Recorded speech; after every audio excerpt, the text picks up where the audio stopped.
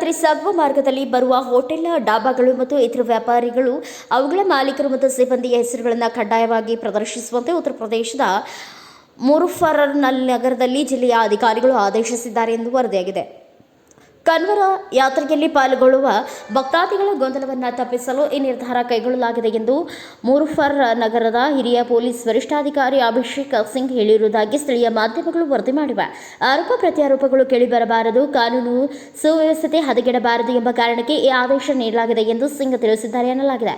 2023ರ ಮುಜಫ್ಫರ್ನಗರದ ಆಶ್ರಮದ ಅರ್ಚಕ Yashvir Maharaj Muslim hotel ಅಂಗಡಿ ಮಾಲೀಕರು ತಮ್ಮ ಹೆಸರನ್ನು ಪ್ರದರ್ಶಿಸಬೇಕು ಎಂದು ಒತ್ತಾಯಿಸಿದರು ಎಂದು ವರದಿಯಾಗಿತ್ತು. ಜುಲೈ 16ರಂದು ಫೇಸ್ಬುಕ್ನಲ್ಲಿ ಬರೆದುಕೊಂಡಿದ್ದ ಅರ್ಚಕ ಯಶ್ವೀರ್ ಮಹಾರಾಜ್ 24 ಜೂನ್ರಂದು ಮುಜಫ್ಫರ್ನಗರ ಡಿಎಂ ಪೊಲೀಸ್ ಮುಖ್ಯಸ್ಥರು ಮತ್ತು ಇತರ ಅಧಿಕಾರಿಗಳು ಸ್ವಾಮಿ ಯಶ್ವೀರ್ ಮಹಾರಾಜ್ ಅವರಿಗೆ ಸಭೆಯಲ್ಲಿ ಭರವಸೆ ನೀಡಿದ್ದು, ಎಲ್ಲ ಮುಸ್ಲಿಮರು ತಮ್ಮ ಹೋಟೆಲ್, ಡಾಬಾ, ಚಹಾ, ಸಿಹಿ ಅಂಗಡಿಗಳು, ಹಣ್ಣು ಮತ್ತು ತರಕಾರಿ ಗಾಡಿಗಳಲ್ಲಿ ತಮ್ಮ ಹೆಸರನ್ನು ದಪ್ಪ ಅಕ್ಷರಗಳಲ್ಲಿ ಪ್ರದರ್ಶಿಸಲಿದ್ದಾರೆ ಎಂದು ಹೇಳಿದ್ದಾರೆ.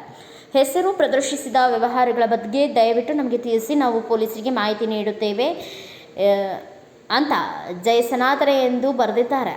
ನಿರ್ದಿಷ್ಟ ಧಾರ್ಮಿಕ ಮೆರವಣಿಗೆಯೊಂದಿಗೆ ಸಾಗುವ ದಾರಿಯಲ್ಲಿ ಇರುವ ಅಂಗಡಿಗಳು, ಹೋಟೆಲ್ಗಳು ಮತ್ತು ವಾಹನಗಳು ಕೂಡ ತಮ್ಮ ಮಾಲೀಕರ ಹೆಸರುಗಳನ್ನು ಎದ್ದು ಕಾಣುವಂತೆ ಮತ್ತು ಸ್ಪಷ್ಟವಾಗಿ ಪ್ರದರ್ಶಿಸಬೇಕು ಎಂಬುದಾಗಿ ಉತ್ತರ ಪ್ರದೇಶದ ಮುಜಫ್ಫರ್ನಗರ ಪೊಲೀಸರು ಆದೇಶ ನೀಡಿದ್ದಾರೆ. ಯಾಕೆ ನಾಜಿ ಕಾಲದ ಜರ್ಮನಿಯಲ್ಲೂ ಅವರು ನಿರ್ದಿಷ್ಟ ಅಂಗಡಿಗಳು ಮತ್ತು ಮನೆಗಳ ಮೇಲೆ ಗುರುತುಗಳನ್ನು ಮಾಡುತ್ತಿದ್ದರು ಎಂದು ಖ್ಯಾತ ಚಿತ್ರಕಥೆ ಲೇಖಕ ಹಾಡು ರಚನೆಕಾರ ಜಾವೇದ್ ಅಖ್ತರ್ ಸಾಮಾಜಿಕ ಮಾಧ್ಯಮ ಎಕ್ಸ್ನಲ್ಲಿ ಬರೆದಿದ್ದಾರೆ.